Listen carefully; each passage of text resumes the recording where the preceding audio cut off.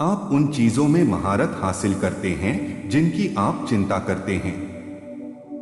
कानून बनाने का मतलब किसी चीज को खत्म करना नहीं है। इसका अर्थ है स्वतंत्रता का दायरा बढ़ाना और इसे सुरक्षित रखना। हमारे चरित्र को उन चीजों से ही पता लगाया जा सकता है जिन्हें हम अपने जीवन में सबसे ज्यादा चाहते हैं। हम दुनिया में मौजूद हर चीज को सीखने नहीं आए हैं, लेकिन उन चीजों से अवगत होना जरूरी है जो हमारे चरित्र और व्यवहार का निर्माण करेंगे।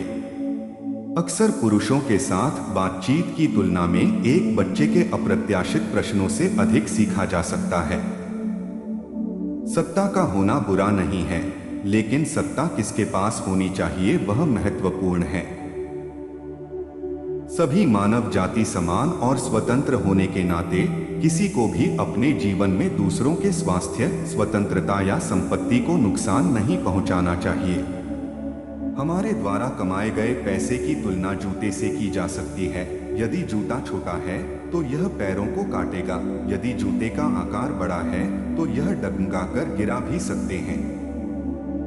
नए विचारों को हमेशा संदेह के नजर से देखा जा सकता है, उनकी आलोचना भी होती है। कोई भी उसे अपनाना पसंद नहीं करता। इसका कोई खास कारण नहीं है। कारण यह है कि ये विचार सामान्य नहीं होते हैं।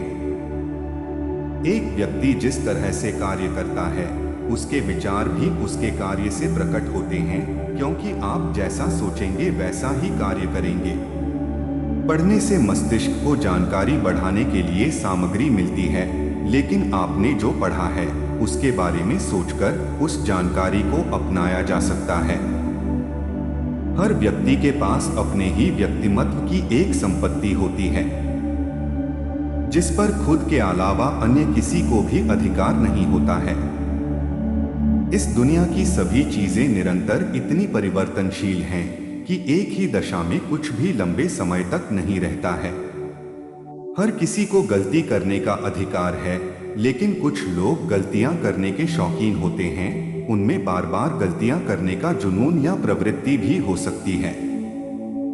किसी भी शिक्षक के लिए सिखाने की तुलना में आज्ञा देना या नियंत्रण रखना अधिक महत्वपूर्ण होता है।